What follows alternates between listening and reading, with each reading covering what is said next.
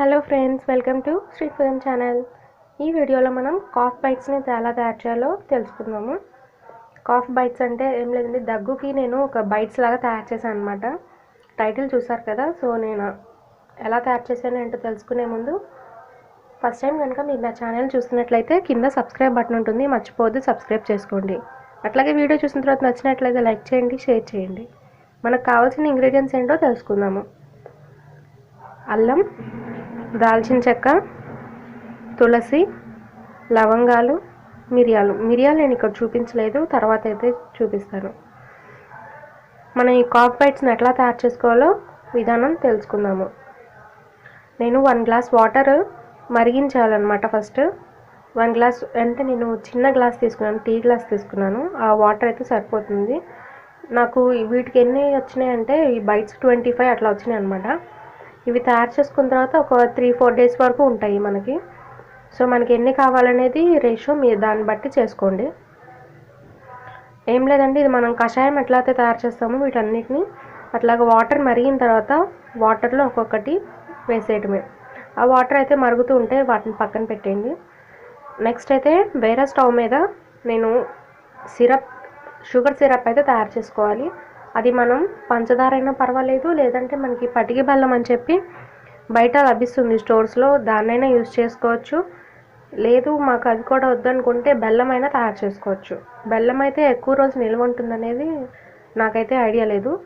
ఒక 2 డేస్ అయితే ఉండొచ్చు అనుకుంటున్నాను. సో ఈ కషాయంలో నేను మిరియాలు వేయటం మర్చిపోయాను ముందు. సో మిరియాలు, పసుపు కూడా యాడ్ చేశాను అనమాట. ఈ కషాయం బాగా మరిగిన తర్వాత ఇవి ఫస్ట్ వాటర్ మరుగుతాయి, ఆ తర్వాత ఇవన్నీ కూడా బాగా మరిగిన తర్వాత నేను వీటిని అయితే ఫిల్టర్ చేసేసుకున్నాను. సపరేట్ చేసేసి వాటర్ మళ్ళీ మనకి టీ గ్లాస్కి సగానికి వచ్చినాయి, చూసారు కదా.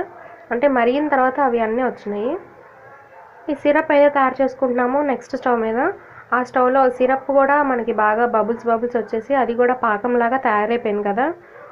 సో ఆ పాకంలో మనం ఇప్పుడు ముందుగా తయారు చేసుకుని పెట్టుకున్న కషాయాన్ని ఇందులోకి ట్రాన్స్ఫర్ చేసేయండి.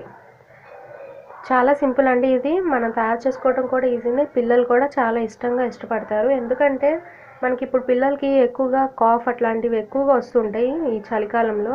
సో వాటన్నిటి కోసం మన పిల్లల్ని ఎక్కువ ఇబ్బంది పెట్టలేము, అవి తాగండి ఇవి తాగండి అని చెప్పి. సో అందరూ ఇప్పుడైతే కషాయం తాగాలి అని చెప్పి అందరూ అంటున్నారు. సో వాటి బెనిఫిట్స్ కూడా మీకు రావాలి అంటే నేను ఇలా అయితే తయారు చేశాను అనమాట. మీకు నచ్చుతుంది అనుకుంటున్నాను ఈ వీడియో, అట్లాగే ఈ బైట్స్ కూడా నచ్చుతాయని అనుకుంటున్నాను. నేను లాస్ట్లో అంటే ఇంకో 1 మినిట్లో దించేస్తాను అనుకో, స్టవ్ ఆఫ్ చేస్తాము. లెమన్ 2 డ్రాప్స్, అట్లాగే 1/2 టేబుల్ స్పూన్ హనీ యాడ్ చేశాను అనమాట. ఇది మీ ఇష్టము, ఆప్షనల్ అనమాట. మీరు కావాలనుకుంటే యాడ్ చేసుకోండి, లేదంటే లేదు. చూసారు కదా బాగా దగ్గరకు వచ్చేసి గట్టిగా అయిపోయింది పాకం. ఇప్పుడైతే నేను ఇట్లాగా ఒక ప్లేట్లో ముందుగా సిరప్ తయారైపోతుంది కదా, దాన్ని ఒక పక్కకు పెట్టేసుకోండి. ఈ షుగర్ పౌడర్ మీద ఒక్కొక్క డ్రాప్ వేసుకుంటూ వెళ్ళాలన్నమాట. మనకి ఏ సైజు కావాలంటే ఆ సైజులో వేసుకోవచ్చు. ఈ పౌడర్ అనేది ఫస్ట్ కింద ఉండాలి అడుగున, దానిపైన మనం డ్రాప్ వేయాలి.